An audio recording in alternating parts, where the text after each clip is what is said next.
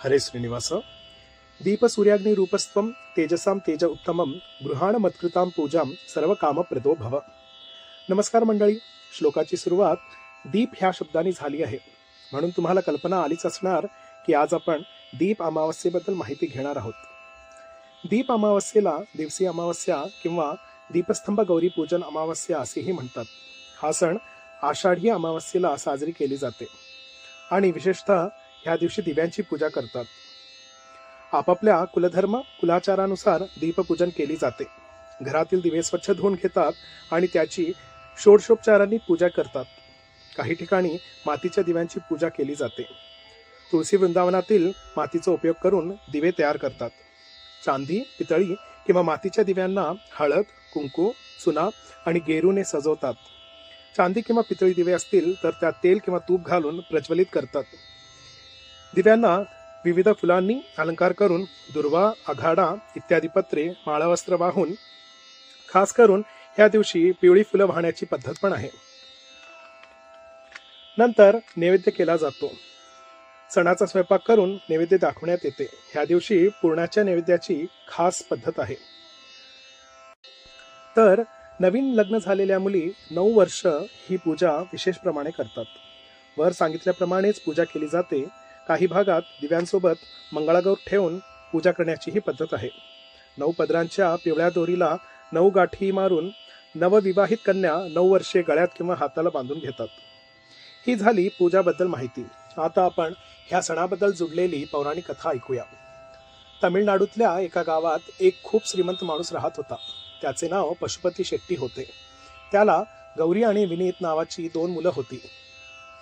मुलांच्या बालपणीच असे ठरले होते की गौरीला जर मुली होतील तर त्यांना विनीतच्या मुलांना देऊन लग्न करायचे. दोन्ही मुलं मोठी झाली आणि योग्य वयात दोघांचे लग्न झाले. विनीतला 3 मुलं आणि गौरीला 3 मुली झाल्या. इथे गौरी सुखसमृद्धीने नांदत होती, तर तिथे विनीत दुर्दैवाने संपत्ती गमावून गरिबीत राहत होता.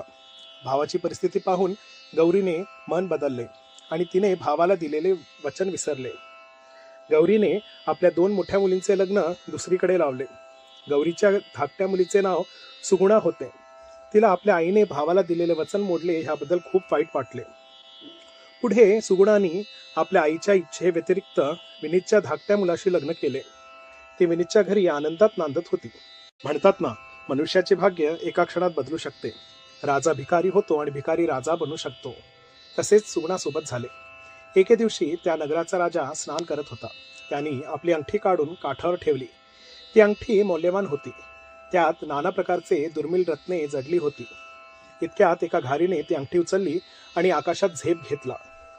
राजाने आपल्या सैनिकांना घारी मागे पाठविले, पण घार मात्र काही क्षणात नजरेपलीकडे अदृश्य झाले. घारीला जेव्हा समजले की त्यांनी धरलेली वस्तू खाण्यायोग्य नाही, तेव्हा तिने अंगठी सुगुणाच्या छतावर टाकून दिली. सुगुणाने अंगठी पाहताच ओळखले की ते राजाचे असावे, म्हणून ती राजमहालात गेली. राजाला हे पाहून खूपच आनंद झाले. तिला बक्षीस देण्यात आली. राजाने सुगुणेला अजून काहीतरी मागावयास सांगितले. तेव्हा तिने म्हटले की माझी एकच इच्छा आहे, ते तुम्ही कृपा करून पुरवावी इतकीच विनंती. सुगुणाने असे विचारले की येणाऱ्या शुक्रवारी फक्त माझ्या घरी सोडून राज्यात कोणाच्याही घरात दिवे लावू नयेत. राजाने आपल्या वचनेनुसार तशी हुकूम काढली. नंतर शुक्रवारच्या दिवशी सुगुणाने आपले घर दिव्याने सजविले. आपल्या दोन्ही भाऊजींना समोरच्या आणि मागच्या दारात उभे राहण्यास सांगितले. तिने दोघ्या भाऊजींना समजावून सांगितले की जी कोण सवाष्ण आत येईल तिच्याकडून घराबाहेर परत न जाण्याची शपथ घ्यावी आणि जी कोण सवाष्ण घरातून बाहेर जाईल तिच्याकडून परत आत न येण्याची शपथ घ्यावी. दोघांनी तसेच केले. असे केल्याने लक्ष्मी तिच्या घरात राहिली आणि घरातील अलक्ष्मी बाहेर निघून गेली. अशा रीतीने तिचे कुटुंब पुन्हा धनधान्याने समृद्ध झाले. ही पूजा विशेष करून सर्व प्रकारच्या सौभाग्यासाठी केली जाते. घरात सुखसमृद्धी नांदावी, मुलाबाळांनी घर संपन्न व्हावे म्हणून सुवासिनी स्त्रिया दिवसी गौरीची पूजा करतात. दिव्याच्या ज्योतीने अंधकाराचा नाश होतो. शत्रुबुद्धी विनाशाय दीपज्योती नमोस्तुते म्हटले जाते. म्हणजे मनात असलेल्या शत्रुबुद्धीचे नाश होऊ दे, दुर्बुद्धी मिटू दे म्हणून दिव्यासमोर प्रार्थना केली जाते. आपल्या सनातन धर्मात साधारण अशा दिसून येणाऱ्या प्रत्येक नियमामागे काही ना काही अर्थपूर्ण कारण असते. दिवे लावताना आपण मनातील अंधकाराचा नाश होऊन सद्बुद्धी प्राप्त होऊ दे अशी प्रार्थना करावी.